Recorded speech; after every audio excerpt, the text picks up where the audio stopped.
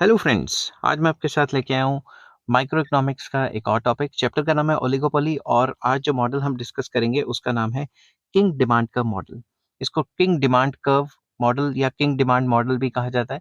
Oligopoly का बहुत important topic है और ये पेपर में आने के बहुत ज़्यादा चांसेस होते हैं। तो किंग डिमांड का मॉडल क्या कहता है, ये शुरू करते हैं। शुरू करने से पहले बता दूं कि इस चैप्टर के सारे लिंक्स आपको डिस्क्रिप्शन में मिल जाएंगे। चलिए, द किंग और kinky demand curve as a tool of analysis has been developed probably from the Chamberlain's perceived demand curve DD and pro rata market sharing demand curve DD। Basically Chamberlain ने एक model बनाया था monopolistic competition में, जिसको हम perceive demand curve and proportional demand curve कहते थे। उसके थ्रू ये निकला है। अगर आपको वो नहीं पता तो अभी मैंने मोनोपोलिस्टिक कंपटीशन की एडवांस्ड वीडियोस नहीं बनाई हैं, वो मैं जल्द अपलोड कर दूंगा। However, Chamberlain himself did not develop the king demand curve model and has not used in his analysis of monopolistic competition and oligopoly. However, जो चैम्बरलिन है उन्होंने ये किंग डिमांड कर्व को थोड़ा मतलब इस्तेमाल नहीं किया और जो परसीव डिमांड कर्व या प्रोपोर्शनल डिमांड कर्व है उनके थ्रू ये किंग डिमांड कर्व की बात ही नहीं की। समझिए बात, उन्होंने अपने चैम्बरलिन में जो मॉडल दिया था जिसका लिंक डिस्क्रिप्शन में, तो उन्होंने इंटरडिपेंडेंस की बात की थी। समझिए बात, the theory of kink demand curve was advanced almost simultaneously by Paul Sweezy, पूरा नाम Paul M. Sweezy, and Hall and Hitch, R.L. Hall and C.J. Hitch in England to explain observed price rigidities in oligopolistic industries। तो सबसे पहले मैं बताऊं कि ये जो स्वीजी मॉडल है किंग डिमांड कर्व का, पॉल स्वीजी ने जो दिया है, ये सबसे इंपॉर्टेंट है और जो हॉल एंड हिच का वर्जन है वो इतना इंपॉर्टेंट नहीं है। हालांकि मैंने दोनों के दोनों वर्जन इस वीडियो में बनाए हैं। आप सिर्फ पॉल स्वीजी का मॉडल जो है वो फॉलो करोगे, ठीक है। तो अब मैं आपको सिंपल वर्ड्स में पॉल स्वीजी का किंग डिमांड का मॉडल बता रहा हूं, जो कि ये बताता है कि ओलिगोपोलिस्टिक मार्केट्स में ड्यू टू इंटरडिपेंडेंस जो प्राइस है उसमें रिजिडिटी होती है, प्राइस आसानी से चेंज नहीं होता, ठीक है। तो चलिए शुरू करते हैं। पॉल स्वीजी का मॉडल जो किंग डिमांड का मेन मॉडल है, द किंग डिमांड का model by Paul Sweezy explains why under oligopolistic conditions price shows a tendency to be rigid. ये मॉडल हमें ये शो करता है कि भाई क्या सिचुएशन आ गई कि जो प्राइजेस हैं अंडर ओलिगोपोली वो रिजिड रह जाते हैं या स्टिकी प्राइजेस रह जाते हैं, ठीक है। It is often stated that the oligopolistic prices, once established, do not change for a considerable time। ये एक established fact है कि एक बार prices oligopolistic markets में तय हो जाता है तो आसानी से change नहीं होता। Though George G. Stigler, जो एक और economist है, has disputed this fact on the basis of some empirical evidence, yet some economists continue to believe that oligopolistic prices are often resistant to changes in the demand and supply and in this sense is rigid. जो George जी स्टिगलर थे उन्होंने empirical evidence देके बताया कि भाई नहीं, इतने भी रिजिड नहीं होते, प्राइसेस ऊपर नीचे होते रहते हैं। फिर भी कई इकोनॉमिस्ट हैं जो ये मानते हैं कि ओलिगोपोली में अगर प्राइस एक बार सेटल हो जाते हैं तो आसानी से चेंज नहीं होते, ओवर द पीरियड थोड़े वही चलते रहते हैं, ठीक है। अब an oligopolistic firm faces a kinked demand curve on the assumption that if it decides to raise the price, its rivals will not raise the price too। मैं थोड़ा सा डायग्राम बनाता हूँ आपको, ठीक है, फिर ये साथ के साथ एक्सप्लेन करूंगा। तो किंग डिमांड का मॉडल कहता है कि भाई डिमांड कर्व में एक किंक निकला होगा। किंक मतलब कुब, ये जो कुब सा निकला हुआ है, ठीक है। आपने कुब्बे बंदे देखे होंगे ना, उस टाइप का डिमांड कर्व में कुब निकला होता है। जब हम ओल्ड हो जाते हैं तो हमारी कमर झुक जाती है, उसको भी कुब निकलना कहते हैं पीठ में। तो ये जो कुब निकला हुआ है ये क्यों निकला हुआ है, पहले मैं आपको सिंपल वर्ड्स में एक्सप्लेन कर सकता हूँ कि ये जो किंक है इसके सामने इतना प्राइस है और इतनी क्वांटिटी है, ठीक है। अगर इस प्राइस से ज्यादा प्राइस किसी कंपनी ने बढ़ाया तो उसकी डिमांड जो है इस हिसाब से गिर जाएगी, ठीक है। क्यों?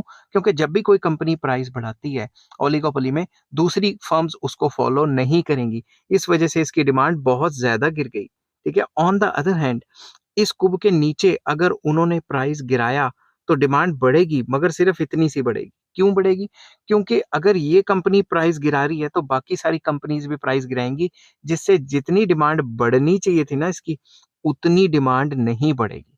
समझिए बात। अब इस चीज को मैंने इंग्लिश में लिखा हुआ है, ठीक है। An oligopolistic firm faces a kink, मतलब कुब निकला होता है डिमांड में, on the assumption that if it decides to raise the price raise its price, जो भी वो सामान बना रही है, its rivals will not raise their price. अगर वो अपनी प्राइस बढ़ाएगी तो जो उसके राइवल्स हैं वो प्राइस नहीं बढ़ाएंगे। But if it lowers its price, they will definitely react to its action and will lower their price. अगर वो अपनी प्राइस गिरा देगी तो बाकी जो कॉम्पिटिटर्स हैं, ओलिगोपोलिस्टिक फर्म्स जो है, वो भी अपनी प्राइसेस गिरा देंगी। This assumptions makes the demand for the product of a firm under oligopoly at higher prices than prevailing one relatively elastic, while it would be relatively inelastic at the lower prices। तो simple words में, ये जो oligopolistic price चल रहा है, इसके ऊपर जब डिमांड देखते हैं तो क्या है, मोर इलास्टिक, और इस पॉइंट से नीचे अगर हम देखें तो ये क्या है, रिलेटिवली लेस इलास्टिक। समझ की बात? तो this also results in the kink in the demand curve, क्योंकि ये इलास्टिसिटी में चेंज आ गया, इस वजह से डिमांड कर्व में ये किंक निकला हुआ है, कुब निकला हुआ है। इसको हम डायग्राम से एक्सप्लेन करेंगे। It can be explained with the help of diagram. In this figure, the demand curve faced by oligopolistic is AFD. ये जो AFD मैंने बनाई है, ये डिमांड कर्व है। It shows a kink at F. F पे इस पे kink निकला हुआ है। The slope of the demand curve या curve changes drastically after point F corresponding to price OP. तो इसके बाद इसकी जो स्लोप है काफी तेजी से गिर जाती है। समझ की बात? मतलब इलास्टिसिटी इस डिमांड कर्व में गिर जाती है। AF segment of the curve reflects a high degree of elasticity. यहाँ पे इलास्टिसिटी ज्यादा है, क्योंकि अगर ये कोई भी पर्टिकुलर कंपनी प्राइस बढ़ाएगी तो उसकी डिमांड काफी ज्यादा गिर जाएगी, क्योंकि बाकी फर्म्स फॉलो नहीं करेंगी। This implies that if the firm raises its price by a small amount, the demand for its product will fall substantially. क्यों? This will happen because the firm's competitors, जो उस कंपनी के जो competitors हैं, will not follow it when it increases its price. तो अगर वो अपनी कंपनी का प्राइस बढ़ाती है तो कोई भी फॉलो नहीं करेगा, जिसकी वजह से उसकी डिमांड काफी गिर जाएगी। However, FD segment of the demand curve is very steep and reflects a relatively low elasticity of demand. तो ये जो FD पार्ट है, इसमें इलास्टिसिटी कम हो जाती है। क्यों? अगर कंपनी प्राइस गिराएगी तो फिर बाकी कंपनीज भी प्राइस गिरा देंगी, जिससे डिमांड इतनी ज्यादा नहीं बढ़ पाएगी। In this case if the firm, English में लिखा है वही बात जो मैंने आपको बताई, if the firm reduces its price, its competitor follow the same, वो भी प्राइस गिरा देंगे। As a result, in response to considerable decrease in the price, the demand for the firm's product increases very little. तो demand बढ़ेगी मगर इतनी नहीं बढ़ेगी, क्योंकि बाकी कंपनियों ने भी प्राइस गिरा दी है। अब इस जो मॉडल है उसका मेन डायग्राम, जो कि मैं नंबर वाइज आपको एक्सप्लेन करूंगा। Given figure shows that the kink in the demand curve results in finite discontinuity in the corresponding MR curve, which in our case is ABCE। ठीक है, अब आप ध्यान से देखो, ये डिमांड कर्व है, कौन सी, रेड लाइन। और जब डिमांड कर्व होती है तो डिमांड कर्व को तो एआर कर्व भी कहते हैं, इस लेवल पे पढ़ रहे हो तो ये तो पता ही होगा। तो एआर के गिरने से एमआर भी गिरेगी, और एमआर गिरेगी, और ये जो कुब निकला हुआ है, किंक निकला हुआ है, इसके कॉरस्पॉन्डिंग, इसके सामने काफी तेजी से वर्टिकली गिर के थोड़ी ऐसे निकल जाएगी। समझ गए बात? ये चीज आपको याद रखनी है। ये किसने कहा था? पॉल स्वीजी ने, मैंने नहीं कहा था। ठीक है। AB segment of the MR curve corresponds to more elastic segment of the curve, that is AF। तो अगर आप देखोगे ये AF है, इसके कॉरस्पॉन्डिंग देखोगे तो MR भी ऐसी है। ठीक है, क्योंकि AR के गिरने से MR गिरती है।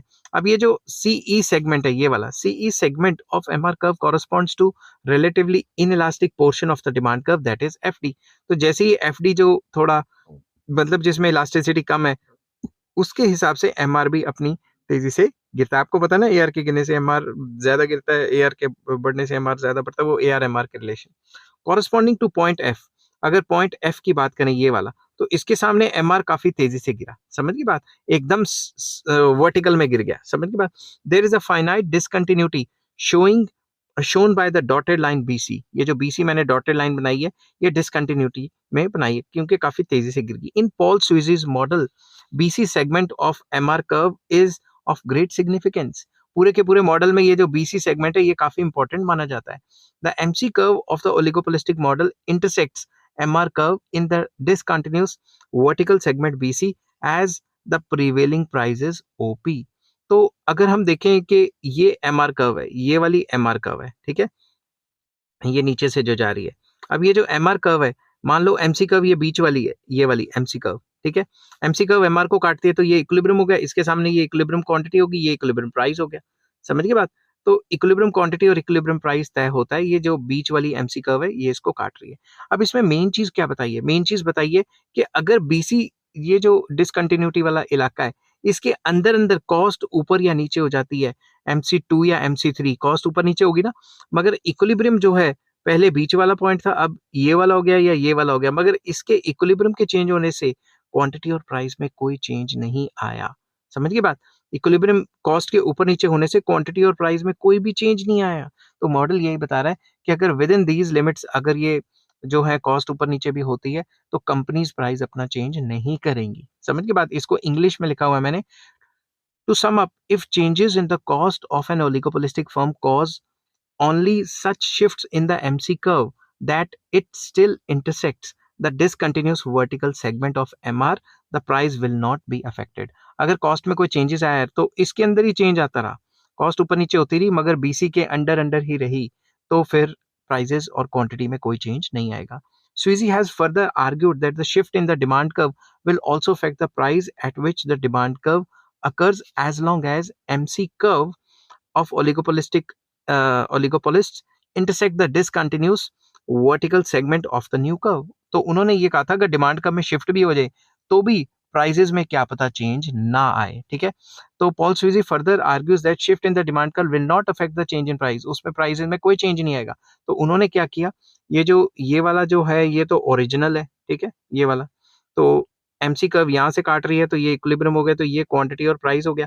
उन्होंने ये कहा कि अगर डिमांड इंक्रीज भी हो जाती है, शिफ्ट भी हो जाती है, और ये जो एमसी कर्व है ये इसी रीजन से निकलती है, ठीक है ना, ये वाला हो गया ना एमआर इसका, ये वाला यहाँ से निकल के तो इसी रीजन से निकल रही है, तो इसके सामने भी क्वांटिटी और प्राइस हूबहू वही आ रही होगी. मगर क्रिटिसिज्म करने वाले कहते हैं ऐसा थोड़ी ना होता है, जो ऊपर शिफ्ट हो जाती तो प्राइस तो ऊपर वाला हो जाता. जो मैंने अगले डायग्राम में बताया कि भाई ये जो कुब है ये तो ऊपर नीचे भी हो सकता है, तो प्राइजेस तो चेंज भी हो सकते हैं ना, ऐसा तो नहीं है कि प्राइस चेंज नहीं होगी. वो थोड़ा क्रिटिसिज्म है इसका. ठीक है, तो अब जो मैंने ये डायग्राम बनाया इसको मैं थोड़ा सा इंग्लिश में एक्सप्लेन कर दूंगा, क्योंकि आपने एक्सप्लेनेशन भी तो पेपर में लिखनी है. ठीक है, तो अब इसकी जो एक्सप्लेनेशन है, the given figure shows that, ये जो गिवन फिगर है ये हमें बताती है कि अगर डिमांड कर्व शिफ्ट हो जाता है तो क्या होगा. The given figure shows that a shift in the demand curve does not cause a change in the price there at which there is a kink in the demand curve, provided firm's MC curve passes within the range of discontinuity of the new marginal revenue curve. अगर new marginal revenue curve ये जो बनी है, अगर इसके discontinuity reason से ही निकलता है, तो पॉल स्विजी का कहना था कि वही क्वांटिटी तो चेंज हो जाएगी मगर प्राइस वही का वही आएगा, तो प्राइस रिजिडिटी बरकरार रहेगी. समझ गए बात. इन दिस फिगर AED1, ठीक है, ये वाला AED1 ये वाला, ठीक है, is the original demand curve with a kink at point E. तो इसका कुब कहाँ पे निकला हुआ है, E पॉइंट पे. एक्सप्लेन कर रहा हूँ. ठीक है, the corresponding marginal revenue curve MR is MR1 which has a discontinuous range of JK through which the MC curve passes. तो ये जो है ये MR कर्व है, MR1. ठीक है, इसका ये डिसकंटिन्यूस रीजन है JK, जिसमें से MC निकल रही है, और इसका जो क्वांटिटी और प्राइस है ये इतना है. ठीक है, आप इसको नेम दे सकते हो. The prevailing price is OP.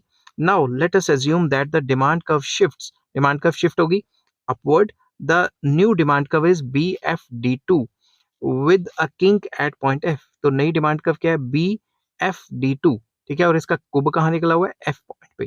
ठीक है, और इसकी MR कर्व क्या है, ये BLM MR2. सीधा कह दो MR2 है. ठीक है ना, इतना लंबा चौड़ा खींचने की कोई जरूरत नहीं है. और इसका जो ये जो रीजन है ये वाला, ये क्या है, LM, जो डिसकंटिन्यूस रीजन है, तो उसको थोड़ा सा इंग्लिश में लिखा हुआ है. The marginal revenue curve corresponding to the demand curve BFD2 is MR2 which has discontinuous range of LM. Since MR curve still passes within the range of discontinuity of new marginal revenue curve MR2, क्योंकि ये MR2, ये जो नई marginal revenue curve है, इसके डिसकंटिन्यूशन या discontinuous reason से ही निकल रही है, इसलिए इक्विलिब्रियम तो यहाँ आ गया और क्वांटिटी तो चेंज होगी मगर प्राइस वही का वही है. समझ गए बात. तो पॉल स्विजी का मॉडल यही कहता है, प्राइस रिजिड होता है, प्राइस वही का वही रहता है. The price remains stuck at OP. However, the volume of output is not the same. Quantity अलग अलग बन गई मगर प्राइस वही का वही रह गया. अब डिस्कस करते हैं। प्राइमा फेसी द थोड़ी बुराइयां भी कर देते हैं। Prima facie the demand curve model looks quite elegant, बहुत अच्छा लग रहा है देखने में, but the behavioural pattern implied in the kink leads to a result which often conforms to reality. Basically ये काफी हद तक रियलिटी को दिखाता है कि भाई अगर कोई भी ओलिगोपोलिस्टिक फर्म्स में प्राइजेस बढ़ जाता है तो बाकी कंपनियां फॉलो नहीं करती, और अगर प्राइस गिर जाता है तो बाकी कंपनियां भी फॉलो करती हैं, वो प्राइस को गिराती हैं और डिमांड इतनी ज्यादा नहीं बढ़ती। In the real world of oligopoly prices are often sticky and the kink demand का model explains why are they so. तो रियल सिचुएशन में तो ये थोड़ा बहुत अप्लाई होता है। However, the model does not explain how the intersection of demand and cost establishes a unique price quantity equilibrium। ये नहीं कहता कि भाई ये जो हमेशा ये इसके बीच में से निकलता है और यूनिक प्राइस होएगा, एक ही प्राइस रहेगा, इस चीज को फर्दर एक्सप्लेन नहीं कर पाता। In other words this model does not tell how kink occurs. मैं यहाँ एक आधी लाइन लिखना भूल गया। In other words this model how a kink, यहाँ लिखना था, मैं लिख देता हूँ। This model do not tells us how a kink occurs, कैसे किंक अकर हुआ, but explains where kink occurs. तो मतलब बट डज नॉट एक्सप्लेन, ये तो बताता है। 2 मिनट रुक जाओ, फिर से इंग्लिश खोज पोच होगी थोड़ी। इन other words this model tells us, यहाँ पे आना था, रुको 2 मिनट, थोड़ी इंग्लिश, जब कोई आ जाता है ना, मैं वीडियो बना रहा होता हूँ तो लिखते लिखते कोई दिमाग इधर उधर चल जाता है। In other words this model, यहाँ लिख देता हूँ, tells us how a kink occur. ये मॉडल हमें ये बताता है कि किंग अकर क्यों करता है, बट ये नहीं बताता कि किंग अकर कहाँ करता है। समझ गई बात? ये मॉडल हमें ये बिल्कुल नहीं बताता किंग अकर कहाँ करता है। अब बुराई करने वाले क्या कहते हैं कि भाई किंग ऊपर भी तो अकर कर सकता है, नीचे भी तो अकर कर सकता है, जरूरी थोड़ी ना कि एक ही प्राइस के आमने सामने किंग अकर करेगा। समझ गई बात? कि प्राइसेस वही रहेगा। तो इस फिगर को थोड़ा सा एक्सप्लेन किया है। Given figure shows two kink demand curves with the kink occurring at different price level. Sweezy theory fails to, Paul Sweezy की जो थ्योरी है वो एक्सप्लेन नहीं कर पाती इस चीज को, fails to explain as to which of the two kink will materialise, कौन सा असल रहेगा। In other words Sweezy's model does not suggest the level where the price will be determined, कि भाई कौन सा प्राइस डिटर्मिन होगा। ठीक है ना, प्राइस डिटर्मिनेशन की बात नहीं करता, ये सिर्फ ये करता कुब यहाँ पे है और कुब के ऊपर जो है मोर इलास्टिक डिमांड है और कुब के नीचे लेस इलास्टिक डिमांड है। कुब मतलब ये जो किंग निकला हुआ है। If one knows the equilibrium price he can rationalize it by means of king demand curve model। अगर हमें पहले से ही पता है कि ये प्राइस रहेगा, ये इक्विलिब्रियम प्राइस है, तो हम कह सकते हैं कि भाई ये जो किंग डिमांड का मॉडल है ये बड़ा सही है। But the model itself does not explain the price and output decisions of the oligopolistic. ये नहीं बताता कि प्राइस कैसे डिटरमिन हुआ, ये बताता कि अगर प्राइस डिटरमिन है तो प्राइस के ऊपर ये जो है मोर इलास्टिक डिमांड है, प्राइस के नीचे लेस इलास्टिक है, और प्राइस थोड़ा सा स्टिकी रहेगा, मतलब रिजिड रहेगा, price rigidness. Therefore Sweezy's model is not a theory of pricing, rather a tool of explaining why the price once determined in one way or the another will tend to remain fixed। सिर्फ ये model ये बताता है, ये pricing model नहीं है, ये सिर्फ ये बताता है कि प्राइस एक बार सेट हो गया तो भाई प्राइस रिजिड क्यों रह जाते हैं, सिर्फ ये बताता है। ठीक है, तो पॉल स्विजी का मॉडल जो आपने पेपर में लिखना है वो तो ये था, बट कुछ बच्चों ने ये कहा था कि भाई इसका एड ऑन करा दो, हॉल एंड हिच वर्जन भी करा दो जो मशहूर नहीं है। तो ये मशहूर तो नहीं है, बट फिर भी एक बार करा देता हूँ कि क्या पता किसी एंट्रेंस में आ जाए। छोटा सा मॉडल है ये, कोई बड़ा मॉडल नहीं है। ठीक है, तो हॉल एंड हिच वर्जन क्या कहता है, ये ऑक्सफोर्ड के जो इकोनॉमिस्ट हैं उन्होंने दिया था। Hall and hitch of Oxford University followed an empirical approach. They interviewed 38 entrepreneurs on the price policy and concluded that that a business firm under oligopoly attempts to charge a price that covers average cost। वो ये कहते हैं कि जो business firms हैं वो price charge करेंगे जो एवरेज कॉस्ट को कवर करता है। समझ गए बात? एवरेज कॉस्ट मतलब AC. The firm seldom knows its MR and MC and ignores them for determining its price। तो ये कहते थे कि कंपनी को अपना MR/MC के बारे में कोई नहीं पता होता और वो अपने प्राइस को जब भी डिटरमिन करते हैं तो MC/MR को नहीं लेते बल्कि एवरेज कॉस्ट को लेते हैं। The average cost pricing approach is also known as full cost pricing principle seems to be the result to tacit और open collusion। तो ये कहते थे कि कंपनियां ओपन कोल्यूशन कर लेती हैं या पीछे बैक डोर्स पे हाथ मिला लेती हैं और एवरेज कॉस्ट के हिसाब से प्राइस चार्ज करती हैं। The oligopolistic firms thus sets a price that covers average cost at the expected or some conventional output where its demand curve has a kink। तो ये कहते थे जहाँ पे भी डिमांड कर्व पे किंक है वहीं पे एवरेज कॉस्ट के हिसाब से प्राइसेस डिटरमिन किए जाते हैं। It is shown with the help of given figure. Increase or decrease in demand normally cause shift in the kink to the right or left. The prices remains unchanged. तो ये आगे पीछे shift हो जाएगा तो प्राइसेस जो है वो चेंज नहीं होंगे क्योंकि प्राइसेस जो है एवरेज कॉस्ट के हिसाब से निकल के आते हैं। However, the following two exceptions to this rule has been pointed out. उन्होंने दो exceptions दी थी. In case of a large decrease in demand, make some oligopolist firm panicky and it decides to cut down its price in the hope of maintaining its output. Other firms in the industry will also be under pressure to reduce the price. अगर demand कुछ ज़्यादा ही गिर गई तो फिर ठीक है ना, एवरेज कॉस्ट को भी इधर खिसकाना पड़ेगा और ये कह सकते हो कि बाकी कंपनियां भी पैनिक में आ जाएंगी और अपना जो है प्राइसेस को कम करेंगी। दूसरी तरफ if changes in the factor price change हो गई या टेक्नोलॉजी जो है उसकी वजह से एवरेज कॉस्ट में चेंज आया, ठीक है, तो एवरेज कॉस्ट में चेंज आया उसकी वजह से भी जो प्राइसेस हैं वो चेंज हो जाएंगे, जिसको फुल कॉस्ट प्राइसिंग क्या हुआ क्योंकि एवरेज कॉस्ट प्राइस को डिटरमिन करता है इस मॉडल के हिसाब से, ठीक है। और average cost would be revised, average cost technology या prices of factors of production के चेंज होने से चेंज होती है, तो उसके हिसाब से भी हमारा जो है पूरा का पूरा जो है ये सिस्टम चेंज हो सकता है। तो उन्होंने कहा था एवरेज कॉस्ट चेंज क्यों होगी कि वेजेस में चेंज आए या रॉ मटेरियल की कॉस्ट में चेंज आए या टेक्नोलॉजी में चेंज आए, ठीक है। According to Stigler the Oxford version of kink demand का model is unsatisfactory on various accounts. उसकी काफी बुराइयां की थी स्टिगलर ने। पहला, ignoring the impossibility of manifold conflicts between full cost principle and large output principle. The Oxford version embraces both of them. Basically ना ये पूरी तरह एवरेज कॉस्ट प्रिंसिपल को फॉलो करते हैं, ना ये ना ये लार्ज आउटपुट प्रिंसिपल को फॉलो करते हैं। तो ये जो हॉल एंड हिच हैं उन्होंने रिजॉल्व करने की कोशिश तो की है, बट इन्होंने उल्टा पंगा छेड़ दिया है कि डिप्रेशन के टाइम पे क्या होगा। उन्होंने वो चीज़ बिल्कुल एक्सप्लेन नहीं की कि कौन सा फॉलो करें, लार्ज आउटपुट प्रिंसिपल फॉलो करें या फुल कॉस्ट प्रिंसिपल फॉलो करें, उसमें कंफ्यूज्ड है। तो स्टिगलर ने इनकी बुराई की है, ठीक है। The Oxford version has overlooked the difficulties arising from differences in average cost of various oligopolistic firms. अगर हर एक कंपनी की अलग अलग एवरेज कॉस्ट फर्म है तो कैसे डिटरमिन करेंगे, ये भी नहीं बताया। ये तो मान के चलिए सबकी एवरेज कॉस्ट एक है, ऐसा थोड़ी ना होता है। The assertion that kink follows changes in the factor prices implies some kind of collusion among the firms. It is doubted whether there has been a kink in the demand curve in the case of collusion. अगर demand curve, अब दिमाग से सोचो, ये कहते हैं कि collusion होना ही होना है, या तो ओपन कोल्यूजन होगा या टैसिट। टैसिट मतलब बैकडोर्स में कोल्यूजन हो जाएगा। कई कंट्रीज में इलीगल है ना, तो बैकडोर्स में कोल्यूजन हो जाएगा। अगर कोल्यूजन ही हो जाएगा तो डिमांड कब किंग थोड़ी ना रहेगा, फिर तो नॉर्मल डिमांड कब हो जाएगी। समझ की बात। तो इसकी कुछ बुराइयां हैं। अब मैं आपको ये बता रहा हूँ कि ये ज्यादातर पेपर में नहीं आता। अगर आप एडवांस्ड माइक्रो पढ़ रहे हो तो आपको अगर अलग से पूछा जाए ऑल एंड हिच वर्जन भी एक्सप्लेन करो तो आपने करना है, नहीं तो आपने पॉल स्वीजी का मॉडल ही करना है, और यही इंपॉर्टेंट है। आई होप ये वीडियो आपको पसंद आई होगी। अगर पसंद आती है तो please like share and subscribe. इस चैप्टर के सारे लिंक्स आपको डिस्क्रिप्शन में मिल जाएंगे। Take care, bye bye.